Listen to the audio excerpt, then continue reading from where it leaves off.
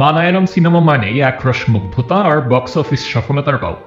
প্রতি বছর একের পর এক দুর্দান্ত সব গল্প পর্দায় এনে দর্শক হৃদয় জয় করার পাশাপাশি বক্স অফিসেও রাজত্ব দেখাচ্ছে মালায়ালাম ইন্ডাস্ট্রি। সম্প্রতি মুক্তিপ্রাপ্ত চলচ্চিত্র প্রেমালু যার আরেকটি উদাহরণ। 9 কোটি বাজেটের এই সিনেমা বক্স অফিসে ব্যবসা করল প্রায় 200 কোটি রুপি। আর গিরিশ এডি নির্মিত মালায়ালাম এই সিনেমা মুক্তি পায় 9 ফেব্রুয়ারি। ভারতীয় সংবাদ মাধ্যম টাইমস নাও এর প্রতিবেদন অনুসারে কেবল নিজ অঞ্চল অর্থাৎ কেরালা থেকে প্রেমালু আয় করেছে 50 কোটি রুপিরও বেশি। এর আগে কেবল 8টি চলচ্চিত্র কেরালায় 50 কোটির মাইল ফলক ছুঁতে পেরেছে।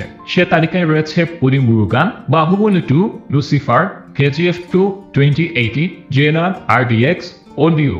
তবে এগুলোর প্রত্যেকটি বেশ মোটা অঙ্কের বাজেটে নির্মিত চলচ্চিত্র। সেই হিসেবে প্রেমালুর সাফল্য রীতিমতো চমকে দেওয়ার মতো।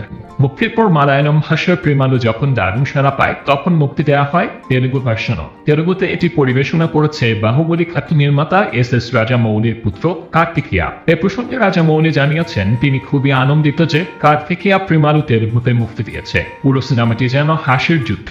তরুণ প্রজন্মের মিম একই সঙ্গে দারুণ ভাষা তুলে এনেছেন ছবির নির্মাতা। দর্শকদের বেশিরভাগই সিনেমার রেণু ও সচিন চরিত্রগুলো পছন্দ করেছেন।